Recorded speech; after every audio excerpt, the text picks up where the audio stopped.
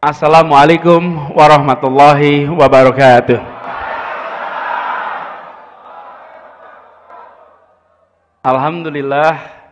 Alhamdulillahilladzi arsala rasulahu bil huda wa dinil haq liyudhhirahu ala dini kullihi wa kafa billahi syahida. Asyhadu an la ilaha illallah wa asyhadu anna Muhammadan abduhu wa rasuluh. Allahumma shalli ala sayyidina Muhammad wa ala alihi wa ashabi ajmain. Amma ba'du. Bapak Ibu sekalian, izinkan saya menyampaikan rasa syukur. Ketika 2 pekan yang lalu Pak Ketum bersilaturahmi dan menyampaikan bahwa akan ada raker pertama Partai Umat, saya sampaikan kepada beliau bukan saja selamat atas rakernya, tapi selamat perjuangannya telah memasuki fase baru. Dan tadi diceritakan perjumpaan 10 tahun lalu, Pak Amin beliau ini kami ini berteman lintas generasi, Pak Amin.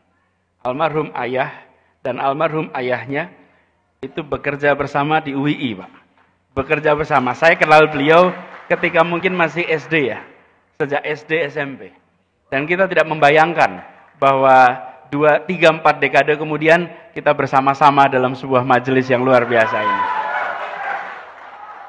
Dan saya bersyukur, tentu kita sampaikan selamat setelah melalui perjuangan panjang dari mulai pendiriannya dengan segala macam tantangannya. Akhirnya Partai Umat lolos menjadi peserta pemilu 2024.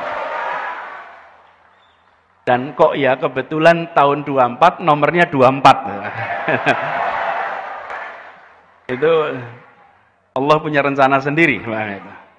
Jadi selamat. Ini tadi disampaikan sebagai mesin baru. Tapi sambil saya mendengarkan penjelasan Pak Ketua Umum, sambil memandang semua ini, tidak ada wajah-wajah baru di sini. Ini orang-orang berpengalaman semuanya. Iya, Pak Amin Rais, Pak MS Ka'ban, Bang Sabri Saiman, dan semuanya ada di sini. Semuanya adalah orang-orang berpengalaman, casingnya yang baru di sini. Ya, tapi semuanya punya rekam jejak perjuangan. Bukan datang tanpa rekam jejak. Dan itu yang kita ingin tawarkan ke depan. Tapi sekalian, banyak dari kita bicara tentang masa depan, menyampaikan gagasan, menyampaikan visi dan misi. Itu baik, itu perlu. Supaya kita tahu apa yang direncanakan untuk masa depan Republik ini. Tetapi, misi, visi, sehebat apapun, dia tidak kredibel bila tidak ditopang dengan rekam jejak perjuangan yang ada. Karena apa yang disampaikan sebagai visi, misi ini adalah imajinasi. Imajinasi tentang masa depan, apa yang mau dikerjakan besok. Tapi itu hanya bisa dilaksanakan bila kita melihat siapa yang bersiap menyelenggarakannya. Siapa yang membawa rekam jejak yang bisa membuktikan bahwa rencana itu bisa dilaksanakan. Misi itu bisa dilaksanakan. Visi itu insya Allah bisa jadi kenyataan. Karena itu ketika di sini berkumpul bersama dengan sebuah misi yang cukup tegas, melawan kezaliman dan menegakkan keadilan, maka ini bukan sekedar misi, tapi ini ditopang oleh orang-orang yang membawa rekam jejak perjuangan selama ini. Jadi kalau mengatakan akan melakukan A, tapi yang mau melakukan tidak memiliki rekam jejak untuk mengerjakannya, bagaimana kita bisa menyatakan ini kredibel? Karena itulah yang perlu didorong adalah justru menjelaskan bahwa yang membawa misi ini, yang mengemban misi ini adalah mereka-mereka yang memiliki rekam jejak yang kredibel. Dan ini sesungguhnya yang perlu didorong sekarang. Banyak di antara kita hanya membandingkan rencana. Rencana bisa dibuat seindah mungkin. Tapi rencana itu adalah imajinasi. Itu adalah khayalan soal masa depan. Tetapi rekam jejak bukan khayalan. Rekam jejak adalah kenyataan. Itu yang membedakan. Nah, kita berharap sekali bahwa Partai Umat nantinya bisa menjadi salah satu penjaga utama di dalam menuntaskan semua agenda yang 25 tahun lalu dicanangkan dalam gerakan reformasi, di mana Bapak Amin Rais menjadi Bapak Reformasi pada masa itu. Persis 25 tahun kemudian, tahun ini kita memasuki sebuah fase di mana demokratisasi dan 5 agenda reformasi yang diungkap di tahun 98 harus dikalibrasi hari ini. Dikalibrasi itu dipastikan masih searah dengan titik awal keberangkatan perjalanan ini. Bila perjalanan ini menuju kepada sebuah tujuan, maka setelah berjalan 25 tahun, dievaluasi ulang. Apakah rute yang ditempuh selama ini adalah rute yang direncanakan 25 tahun yang akan datang. Dan saya yakin, insya Allah Partai Umat akan bisa mengawal agenda itu ke depan. Dan ini juga yang sesungguhnya menjadi gagasan utama yang dibawa selama ini. Kami mendapatkan amanat untuk bertugas di Jakarta 5 tahun terakhir. Dan ketika bertugas di Jakarta, maka agenda utama yang dibawa adalah bagaimana negara bisa menghadirkan keadilan sosial bagi seluruh rakyat Indonesia. Begitu hadir keadilan sosial, dari situ turunannya banyak. Dari keadilan itu, kita akan bisa merasakan persatuan. Mengapa muncul persatuan? Karena ada perasaan kebersamaan di mana rasa keadilan itu muncul. Ini bukan sebuah statement yang hanya dimunculkan dalam retorik. Ini dimunculkan di dalam proses teknokrasi, proses menjalankan pemerintahan.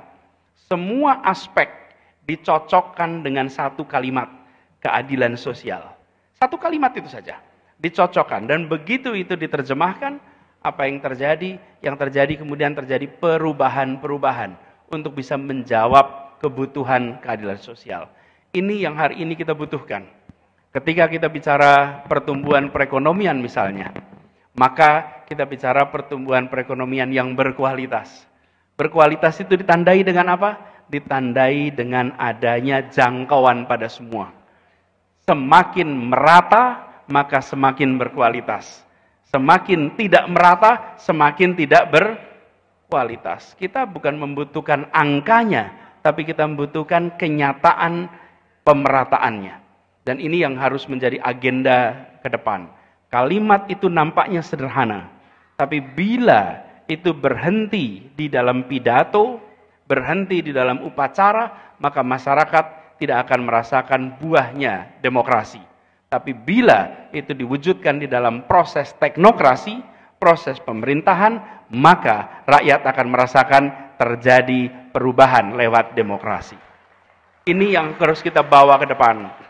Dan kita menyaksikan bahwa perjalanan selama beberapa dekade ini, arah dari kebijakan kita seringkali tidak menempatkan prinsip keadilan sosial sebagai prinsip prioritas di dalam pengambilan keputusan.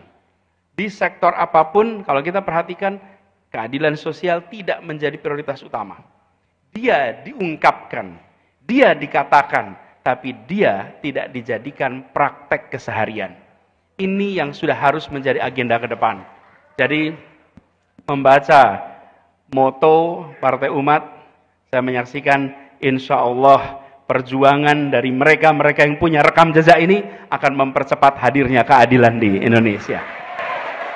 Dan ini juga yang kemudian menjadi PR bagi semuanya. Bahwa kita ingin ada kesetaraan kesempatan, kesetaraan di muka hukum, memastikan bahwa di Republik ini semua setara. Itulah sebabnya kita berharap sekali perjuangan ini akan bisa direspon oleh masyarakat. Kami yakin kalau melihat suasana yang ada sekarang di luar, suasana di luar adalah suasana yang menginginkan perubahan untuk hadirnya keadilan. Ini suasananya. Tapi suasana ini harus direspon dengan benar, direspon dengan baik, supaya kita bisa mengawal agenda itu menjadi kenyataan. Tantangan tidak kecil, tapi kita tidak boleh cengeng. Kita tidak boleh berharap tidak ada tantangan. Di dalam sejarah perjuangan selalu ada tantangan. Tidak ada perjuangan yang tanpa tantangan. Akan selalu ada. Justru penting sekali dari kita dari awal menyadari ketika perjalanan itu mendaki, maka dia akan membutuhkan energi yang ekstra. Ketika jalanan itu berliku, maka kita tahu akan banyak rintangan di tengahnya. Tapi kalau kita mau pilih jalan yang nyaman, jalan yang menghemat energi, pilih jalan turun dan mendatar. Tapi jalan turun dan mendatar tidak mengantarkan kemana-mana. Perjalanan mendaki itu yang mengantarkan kepada puncak-puncak baru keberhasilan semuanya. Jadi kalau di Partai Umat ini banyak tantangannya, artinya sedang jalan mendaki, Pak. Kalau jalannya itu menurun, itu santai, nggak ada tantangan, Pak. Kalau santai, ringan gitu, ini berarti jalan lagi turun. Jalan turun itu tidak kemana-mana. Tapi kalau lagi mendaki, yakinlah, walaupun gelap, ini akan sampai kepada puncak-puncak baru. Bapak Ibu sekalian yang saya hormati, kita berharap hadirnya Partai Umat juga menjawab tantangan-tantangan perubahan ke depan. Ketika kita memperhatikan tantangan ke depan, maka umat, Partai Umat yang membawa nama umat, kita harus menjawab perubahan zaman. Umat Islam bukan saja menjawab tantangan yang dihadapi oleh umat Islam, tapi harus bisa menjawab dan memberikan jawaban atas tantangan yang dihadapi umat manusia. Umat Islam harus menawarkan jawaban bagi tantangan yang dihadapi oleh umat manusia. Kebanyakan kita menghabiskan energi hanya memikirkan bagaimana menjawab tantangan umat Islam. Itu penting dan tidak dilupakan. Tapi kita harus perluas, apalagi dengan ada Partai Umat ini. Artinya mewakili sebuah komponen penting. Tantangan luar biasa. Ada tantangan objektif umat manusia, mulai dari climate change, perpindahan penduduk dari dari desa ke kota, masalah hunian, berbicara lagi perkembangan teknologi, ada artificial intelligence, ada bioteknologi, yang semuanya mendatangkan kesempatan tapi juga membawa risiko. Dan juga kesenjangan untuk mendapatkan akses atas kemudahan dan kemajuan itu semua. Kemudian tantangan kesehatan. Partai Umat hadir di masa pandemi. Bagaimana tantangan kesehatan yang luar biasa besar. Kita akan ketemu di tahun-tahun ke depan jumlah populasi masyarakat dunia yang warga lansianya jauh lebih besar daripada sejarah umat manusia sepanjang masa. Belum pernah dalam perjalanan umat manusia punya proporsi lansia yang sebesar sekarang. Ini adalah tantangan-tantangan umat manusia yang kalau kita hadir di dalam kancah ini, maka umat harus siap dengan jawaban untuk tantangan yang dihadapi oleh umat manusia. Nah, kenapa ini penting? Karena Partai Umat menyebut soal politik gagasan. Partai Umat menyatakan politik gagasan sebagai pegangan. Bukan sekedar hadir membawa prinsip moralitas, hadir membawa platform keumatan, tapi juga hadir sebagai sebuah partai yang membawa gagasan. Di depan sana ada menu besar yang mudah-mudahan nanti Partai Umat akan hadir memberikan jawaban. Dan kita menyaksikan pemimpinnya seorang cendekiawan, pendirinya tokoh cendekiawan yang punya rekam jejak luar biasa. Insya Allah dari sini muncul jawaban-jawaban untuk kemajuan umat manusia. Dari umat Islam kepada umat manusia. Ini yang harus kita berikan sama-sama. Bapak Ibu sekalian saya hormati, izinkan saya mengakhiri dengan sekali lagi mengucapkan selamat. Dan sekaligus kita saling mendoakan. Perjalanan kita masih panjang.